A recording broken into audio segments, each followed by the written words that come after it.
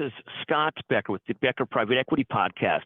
Today's discussion revolves around jobs slowing, wage growth slowing, and the markets reacting positively to that, plus 10 other stories.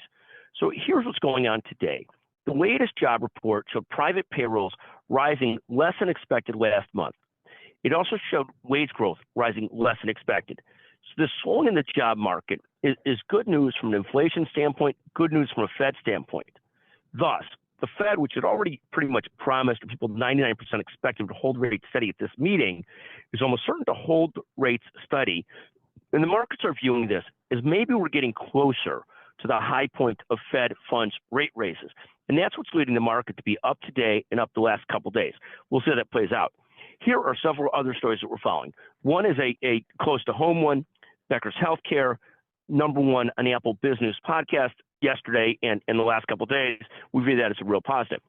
Second, Netflix recovering very well, having a very up day on good numbers on its ad-supported tier subscriptions.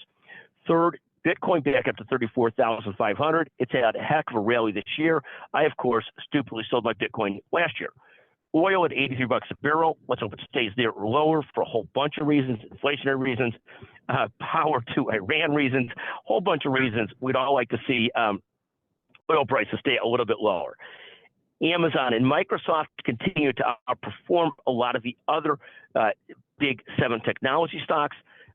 More recently, Google and NVIDIA, which have had a great year in the markets, have struggled and slowed their growth. Each of them has given up some gains this past year. Google, in fact, lost a lot the last couple of weeks. Tesla also has given back some of its gains. It was up more than 100%. Now it's about 7% year to date. Meta Platforms having a great year. Mark Zuckerberg pulling through on his year of efficiency. They're up about 155% year to date. Apple, the largest of the large cap stocks, market cap at 2.7 trillion. It's up 33% year to date still, but not as hot as it was at one point. So far, mixed results on its iPhone 15 sales, though it seems like my mother just bought a new one recently, so we'll see how that goes. Canada Goose, famed retailer, down 44% year to date, having much more trouble with its results than expected. The flip side of hot retailer Lululemon seems to be connecting again with its audience, and it's up 22% year to date. Not sure that I saw that coming, but Lulu having a great year. Canada Goose, not such a good year.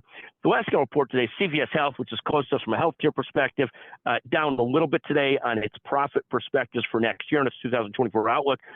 Those big drugstore chains having a more challenging time. It's also a payer. Of the big payers, United outperforming the rest of them, down just a little bit this year. CVS Health, Cigna, and Elevance down a lot more than United Healthcare, which got way out in front and becoming a provider-driven organization as well. In any event, that's a lot. That's about 10, 12 stories that we're following this morning. Thank you for listening to the Becker Private Equity Podcast. If you want, also listen to our discussion yesterday on battling anxiety, 7 core tips. And again, the best tip is to talk to your psychologist, your psychiatrist, your doctor, your social worker.